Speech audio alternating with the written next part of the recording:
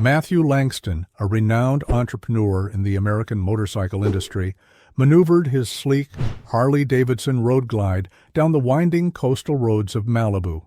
The winter air was crisp, and the sea breeze carried a chill, but Matthew rode as if the cold didn't touch him, the rumble of the engine blending with the rhythmic crash of the Pacific waves. Holiday lights strung along beach-front properties sparkled like constellations brought to earth, casting shimmering reflections onto the water's surface. Today marked Matthew's 40th birthday. He had achieved wealth beyond measure, a sprawling estate in the hills, a line of luxury motorcycles revered worldwide, and a lifestyle most could only dream of. Yet as he cruised through the scenic route, his heart weighed heavy with longing. Despite his success, an essential piece of his life remained missing.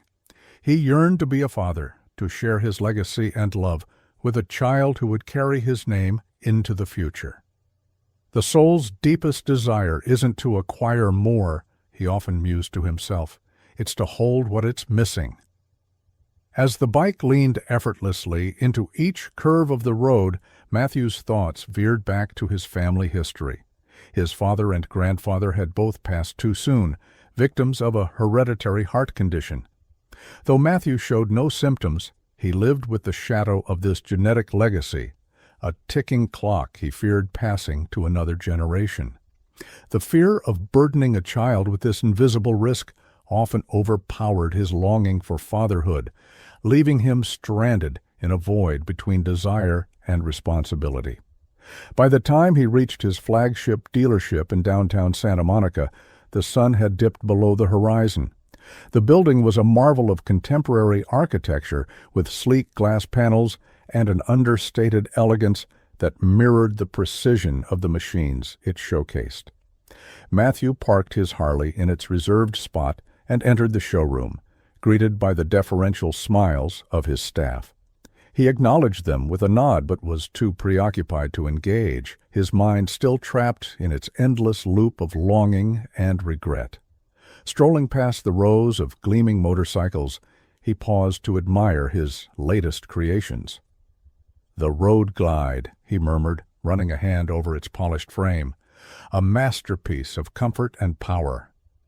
Moving further, he stopped at the Pan America, ready to conquer any terrain. Finally, his gaze rested on the Softdale Heritage, timeless, unmatched in style. Yet, as the showroom lights danced on the chrome finishes, Matthew felt the weight of his loneliness pressing down. What use were these achievements if every Christmas he still sat alone in his sprawling mansion, surrounded by silence? He sighed, his reflection in the glossy tanks of his motorcycles seeming to echo his emptiness. Life, he often thought, was like a puzzle with missing pieces. The ones he needed to feel whole were held by others, waiting for the right moment to fall into place. Later that evening, as the streets grew quieter, Matthew stood in his expansive office overlooking the city. The floor-to-ceiling windows offered a panoramic view of Santa Monica's twinkling skyline, but his focus was elsewhere. With his hands buried in his pockets, he gazed out at the bustling streets below, his thoughts churning. "Another Christmas tomorrow," he muttered under his breath, his voice tinged with resignation. "And, once again, I'll be alone." Just as the silence began to close in, his attention was caught by a figure below, standing near an alley, illuminated by the harsh glow of a single streetlight. He leaned closer to the glass, squinting. It was a woman, disheveled and clad in tattered clothes, her silhouette fragile against the night. She stood motionless, clutching a loaf of bread, as if it were her lifeline. Matthew's brows furrowed in disbelief. "What is this?" he muttered, his tone laced with irritation. "A vagrant here of all places? This can't be happening, not outside my dealership." Irritated by the perceived disruption to his meticulously curated world, Matthew strode to the elevator, descending with purpose. As he stepped out into the chilly night, his irritation simmered into something more complex, a mix of curiosity and discomfort. Why did this woman unsettle him so? Perhaps it was her stark contrast to everything he represented: wealth, control, success. Or perhaps it was her vulnerability, a mirror to his own hidden fears. He approached the alley, his polished shoes echoing on the pavement. The woman, now fully visible under the streetlight, was thin, her face pale and lined with exhaustion. Her eyes were focused on the bread in her hands, as if it were the only thing tethering her to this world.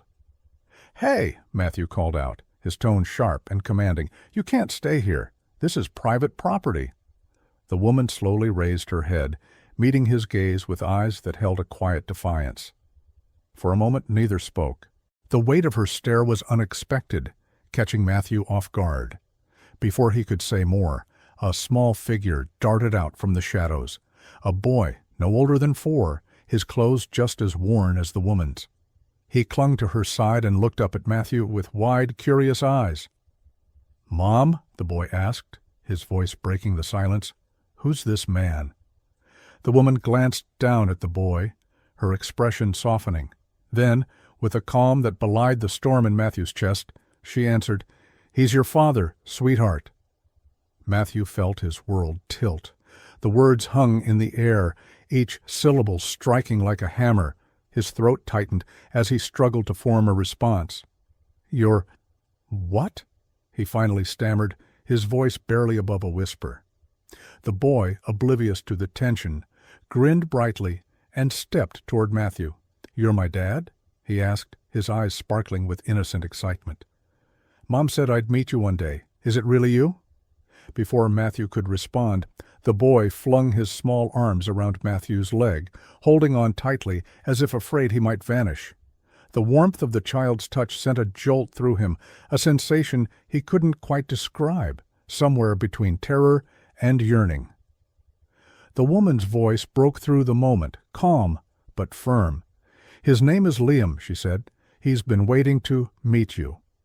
Matthew managed to disentangle himself from the boy's grip, taking a step back. His mind raced. This must be some kind of scam, a desperate ploy to manipulate him. People like her always wanted something, money, a quick fix to their problems. He'd seen it before. "What kind of game are you playing?" Matthew demanded, his voice regaining its edge. He pointed a finger at the woman. "I don't know who you are, and I certainly don't have a son." The woman didn't flinch. Her calm gaze met his anger head-on, and for a moment Matthew felt like she could see right through him. "Believe what you want," she replied simply, "but Liam doesn't need your approval to exist." The boy looked up at his mother, confused. "Mom, why is he mad?" She knelt beside him, brushing a hand gently through his messy hair. "He's not mad, sweetheart. He's just surprised. Grown-ups get like that sometimes." Liam turned back to Matthew, his small face clouded with concern. "Are you surprised, Dad?" The word Dad hit Matthew harder than he expected. His defenses faltered for a moment, but he quickly rebuilt them. He needed to get control of this situation, and fast. "I don't know what your mother's told you," he began, his tone cold and measured, "but I'm not your father, and I don't appreciate being dragged into whatever situation this is." The boy's smile faded. His grip on his mother's hand tightened, and his bright eyes dimmed with disappointment. The woman straightened, her expression unyielding. "We didn't come here to ask for anything," she said. "Liam wanted to see the man I've told him about, the one who's kind, brave, and capable of building incredible things. If that's not you, then we'll leave." Matthew opened his mouth to retort, but found himself at a loss for words. There was something disarming about her honesty, a conviction that couldn't be easily dismissed. He glanced down at Liam, whose hopeful gaze now seemed tinged with sadness. Against his better judgment, Matthew felt a pang of guilt. "Wait," he said finally, his voice softer than he intended. "Don't leave yet." The woman raised an eyebrow, clearly skeptical. "Changed your mind already?" Matthew ran a hand through his hair, exhaling deeply. "I don't know what this is," he admitted, gesturing vaguely between them. "But if I'm going to figure it out, I need more than cryptic statements and accusations." She hesitated, then nodded. "Fair enough. My name is Sarah, and this is my son, Liam. That's all you need to know for now." Matthew crossed his arms, studying her closely. She wasn't like the schemers he'd encountered in the past, those who fawned and flattered, trying to exploit his success. Sarah carried herself with a quiet dignity, despite her ragged appearance. And Liam. There was something about the boy's earnestness that tugged at a part of Matthew he'd tried to bury long ago. "Fine," he said. "I'll listen. But let's get out of this alley. I have a place nearby where we can talk." Sarah smirked faintly. "Your dealership? Where you just told us we don't belong?"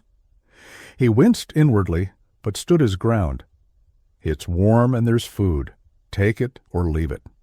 After a moment's pause, she nodded. "Lead the way."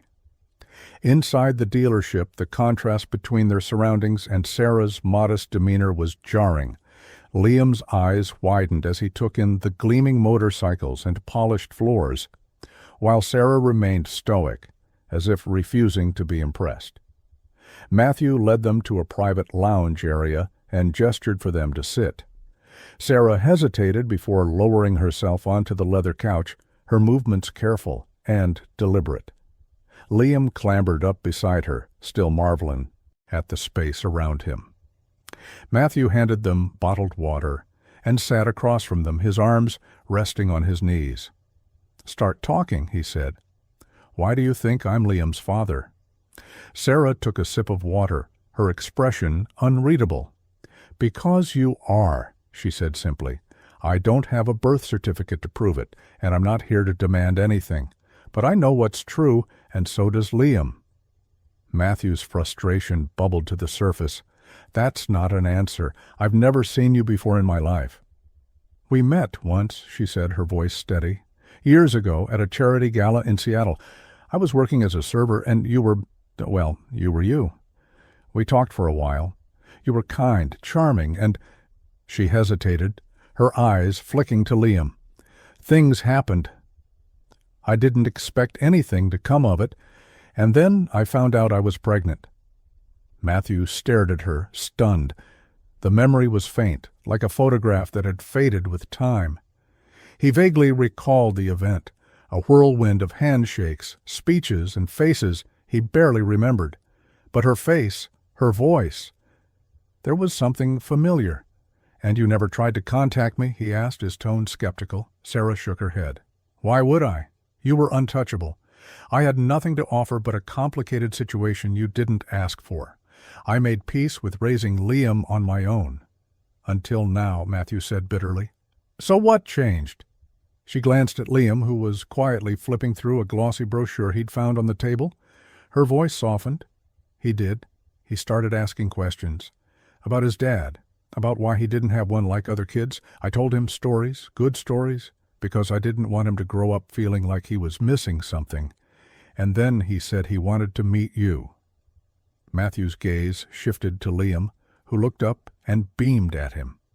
The boy's innocence was disarming, a stark contrast to the turmoil Matthew felt inside. For the first time in years, he didn't know what to do. "Let me get this straight," Matthew said, leaning back in his chair. "You brought him here on Christmas Eve to— what? Guilt me into playing daddy for a night?" Sarah's eyes narrowed, her calm composure cracking for the first time.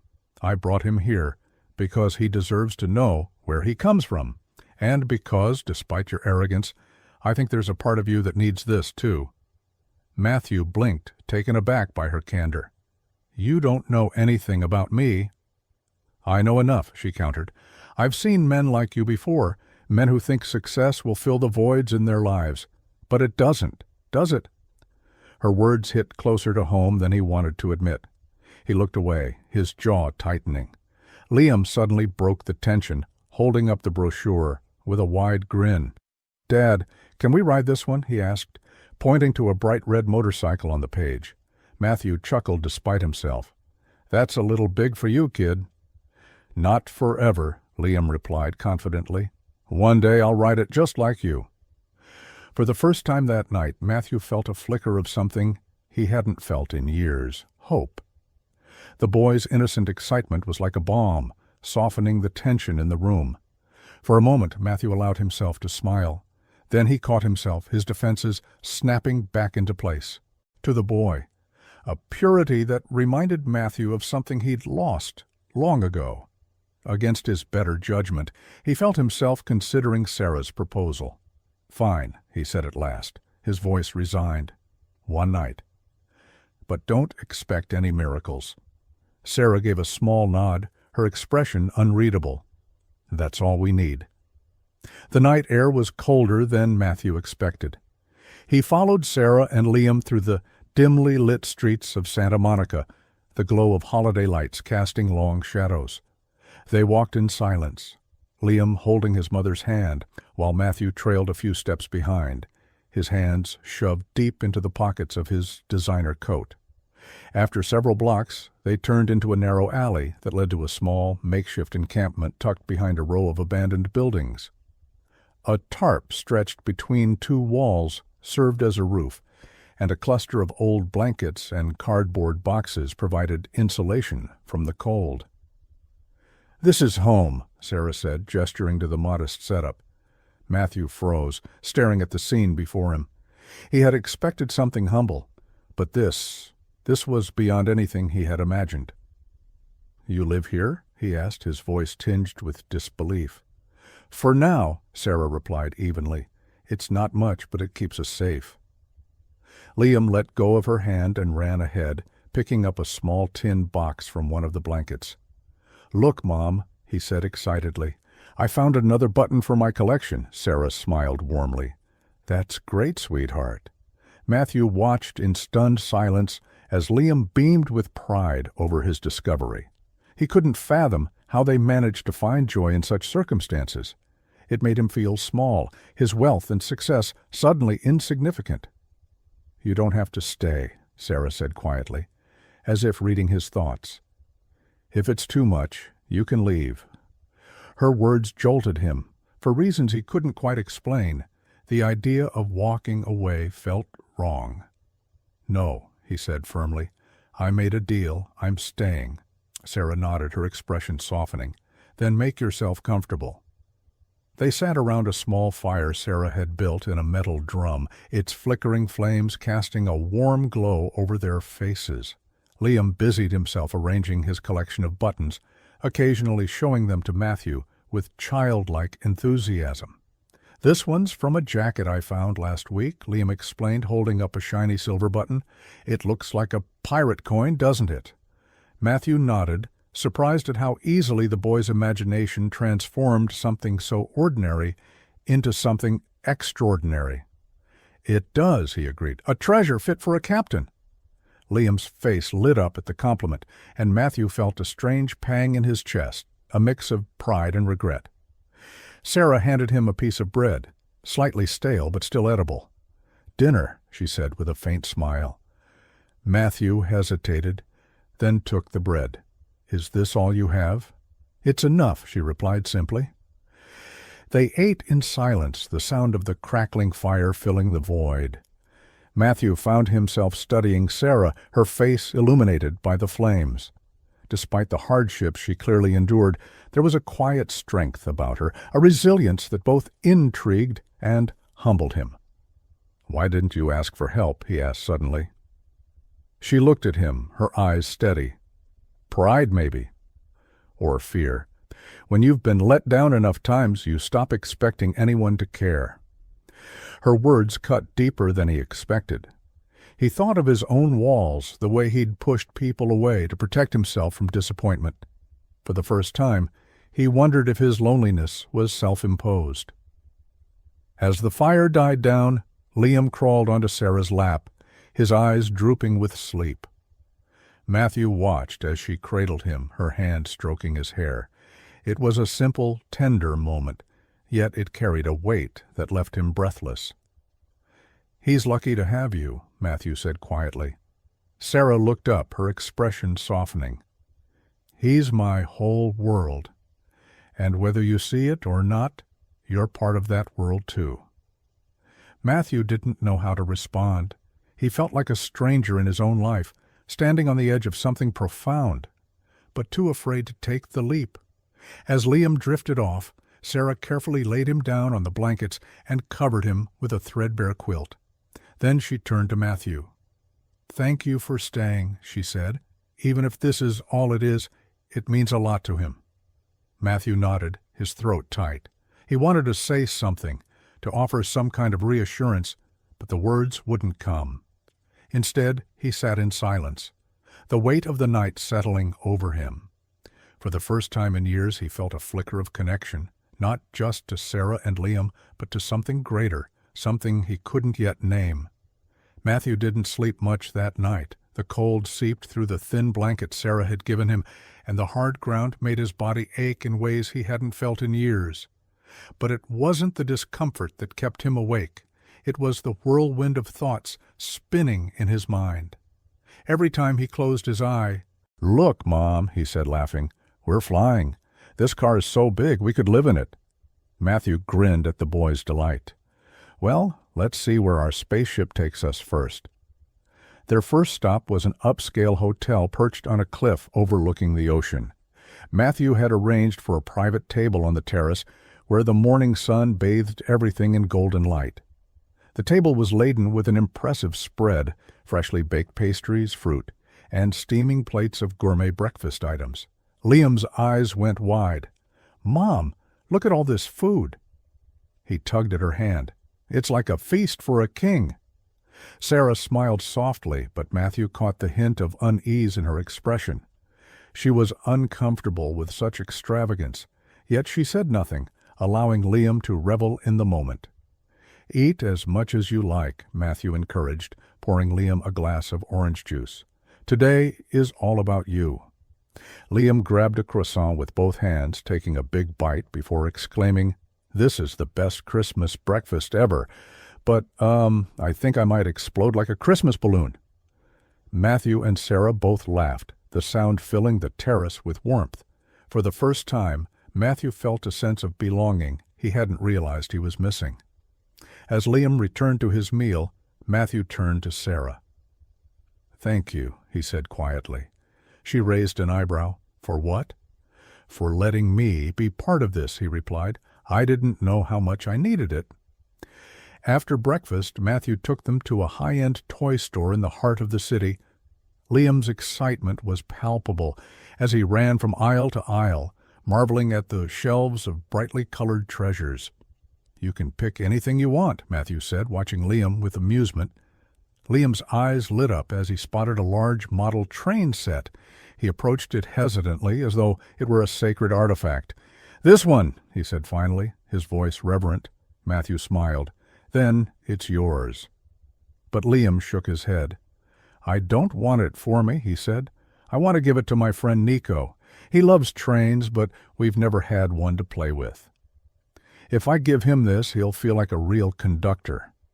Matthew froze, his heart swelling with unexpected emotion. He glanced at Sarah, who was watching her son with a look of quiet pride. "Are you sure, buddy?" Matthew asked, his voice thick. Liam nodded. "I already have the best Christmas present ever," he said, smiling up at Matthew. "I got you." The rest of the day unfolded like a dream. They visited boutiques where Matthew insisted on buying Sarah and Liam clothes that fit them perfectly, and strolled through the streets decorated with twinkling lights. Strangers smiled at the trio, their warmth reflecting the spirit of the season. By evening, Matthew had one last surprise. He led them to the marina, where a sleek yacht awaited. Liam squealed with delight as Matthew handed him a captain's hat and guided him to the helm.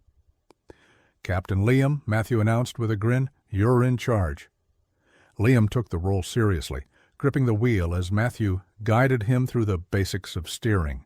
Sarah watched from the deck, her face glowing with a mix of joy and disbelief. For a moment, she allowed herself to believe that this life, this connection, could be real. The yacht glided smoothly across the calm waters, its reflection shimmering like liquid gold under the setting sun. Liam stood proudly at the helm, his small hands gripping the wheel with a sense of purpose far beyond his years. Matthew knelt beside him, guiding him gently but letting him feel the thrill of command. "Look, Mom," Liam called out, his voice carrying over the gentle waves. "I'm the captain. I can see the whole world from up here." Sarah, seated on a cushioned bench at the stern, smiled and waved. "You're doing great, Captain Liam," she said, her voice warm with encouragement. Matthew couldn't help but marvel at how quickly Liam had embraced his new surroundings. The boy's unfiltered joy, his natural curiosity, and his open heart were like a mirror, reflecting everything Matthew had forgotten about himself. Liam turned to him, his face lit with a mischievous grin. "Dad, can we take the yacht to a pirate island? We need treasure." Matthew chuckled. "Every good captain needs a crew. I'll follow your lead, Captain." As they laughed and plotted imaginary adventures, Sarah leaned back and closed her eyes, letting the cool sea breeze wash over her. For the first time in years, she felt a glimmer of peace, a sense that maybe, just maybe, life could hold more than survival. By the time they returned to Matthew's mansion, the sun had set, and the estate was aglow with twinkling holiday lights. Liam's eyes sparkled as he took in the festive decorations, the grandeur of the massive Christmas tree in the foyer, and the warm scent of pine mingling with cinnamon and nutmeg. "Mom, look at the tree," Liam exclaimed, running up to it. "It's bigger than our whole tent." Matthew smiled, his heart swelling with unexpected emotion. He glanced at Sarah, who was watching her son with a look of quiet pride. "Are you sure, buddy?" Matthew asked, his voice thick. Liam nodded. "I already have the best Christmas present ever," he said, smiling up at Matthew. "I got you." The rest of the day unfolded like a dream. They visited boutiques where Matthew insisted on buying Sarah and Liam clothes that fit them perfectly, and strolled through the streets decorated with twinkling lights. Strangers smiled at the trio, their warmth reflecting the spirit of the season. By evening, Matthew had one last surprise. He led them to the marina, where a sleek yacht awaited. Liam squealed with delight as Matthew handed him a captain's hat and guided him to the helm. "Captain Liam," Matthew announced with a grin, "you're in charge." Liam took the role seriously, gripping the wheel as Matthew guided him through the basics of steering. Sarah watched from the deck, her face glowing with a mix of joy and disbelief. For a moment she allowed herself to believe that this life, this connection, could be real. The yacht glided smoothly across the calm waters, its reflection shimmering like liquid gold under the setting sun. Liam stood proudly at the helm, his small hands gripping the wheel, with a sense of purpose far beyond his years. Matthew knelt beside him, guiding him gently, but letting him feel the thrill of command. "Look, Mom," Liam called out, his voice carrying over the gentle waves. "I'm the captain. I can see the whole world from up here." Sarah, seated on a cushioned bench at the stern, smiled and waved. "You're doing great, Captain Liam," she said, her voice warm with encouragement. Matthew couldn't help but marvel at how quickly Liam had embraced his new surroundings. The boy's unfiltered joy, his natural curiosity, and his open heart were like a mirror, reflecting everything Matthew had forgotten about himself. Liam turned to him, his face lit with a mischievous grin. "Dad, can we take the yacht to a pirate island? We need treasure." Matthew chuckled. "Every good captain needs a crew. I'll follow your lead, Captain." As they laughed and plotted imaginary adventures, Sarah leaned back and closed her eyes, letting the cool sea breeze wash over her. For the first time in years, she felt a glimmer of peace, a sense that maybe, just maybe, life could hold more than survival. By the time they returned to Matthew's mansion, the sun had set, and the estate was aglow with twinkling holiday lights. Liam's eyes sparkled as he took in the festive decorations, the grandeur of the massive Christmas tree in the foyer, and the warm scent of pine mingling with cinnamon and nutmeg. "Mom, look at the tree," Liam exclaimed, running up to it. "It's bigger than our whole tent." Matthew smiled, his heart swelling at the boy's wonder. "It's not just a tree," he said. "It's a promise that this Christmas will be one to remember." As the evening unfolded, Matthew had his staff prepare a lavish Christmas dinner. The dining room table was a masterpiece of holiday cheer, adorned with fine china, sparkling silverware, and a centerpiece of holly and candles. The aroma of roasted turkey, fresh-baked rolls, and spiced cider filled the air. Liam stared at the spread in awe. "Is this all for us?" he asked, his voice barely above a whisper. Matthew nodded, pulling out a chair for him. "All yours, buddy. Dig in." The three of them sat down, and for the first time, the vast dining room felt alive. Liam chatted nonstop, his excitement infectious, while Matthew and Sarah exchanged quiet smiles. The barriers between them had softened, replaced by a shared understanding of the moment's significance. At one point, Liam held up his glass of juice. "A toast," he declared, his voice ringing with authority. "To Dad!" Matthew felt a lump in his throat as he raised his glass. "To you, Liam," he said, "the best Christmas gift I could have ever asked for." After dinner, they gathered by the fireplace, where Liam opened a few carefully chosen gifts. Among them was a small red race car, a set of paints, and a book about trains. His joy was uncontainable as he hugged each gift tightly, thanking Matthew with heartfelt sincerity. But the final surprise was the one that took both Sarah and Liam by surprise. Matthew reached into his pocket and pulled out a small velvet box.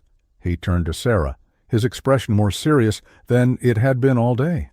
"I've spent my whole life chasing things that I thought mattered," he began, "building a fortune, creating a name for myself, living in luxury, but none of it means anything if I don't have someone to share it with." He opened the box to reveal a simple yet elegant ring. "This belonged to my mother," he said softly, "and now I want you to have it." Sarah's eyes filled with tears as she stared at the ring, her hand trembling as she reached for it. "Matthew, Before she could say more, Liam jumped up, clapping his hands. "Mom, say yes. We can all be a family, and I can live here with Dad. Please?" Matthew chuckled, his voice breaking slightly as he turned back to Sarah. "I know this is sudden, and I know we're still figuring things out, but I also know that I don't want to let this us slip away. So, what do you say?" Sarah looked at the ring, then at Matthew, and finally at Liam, who was practically bouncing with anticipation. She took a deep breath, her voice steady despite the tears streaming down her cheeks. "Yes," she said finally, "I'll marry you." Liam let out a whoop of pure joy, throwing his arms around both of them. "Best Christmas ever!" he shouted. The rest of the night passed in a blur of laughter, hugs, and quiet moments of reflection. As they sat by the fire, the weight of the day's events settled over them, filling the room with a profound sense of connection. Matthew held Liam in his lap, the boy's head resting against his chest as he drifted to sleep. Sarah leaned against Matthew's shoulder, her hand resting gently on his. They didn't need words to express what they felt. Their presence was enough. As the clock struck midnight, Matthew looked down at Liam, then at Sarah, and whispered, "Merry Christmas." Sarah smiled, her eyes shining with gratitude. "Merry Christmas, Matthew." In that moment, Matthew realized that he had finally found what he'd been searching for, not in his wealth or accomplishments, but in the love and laughter of the family he had never known he needed. The mansion, once cold and hollow, now felt warm and alive. The world outside seemed distant and unimportant compared to the glow of the fire and the quiet joy that filled the room. For Matthew, Sarah, and Liam, it wasn't just Christmas. It was the start of a new life, one built on love, hope, and the simple beauty of being together.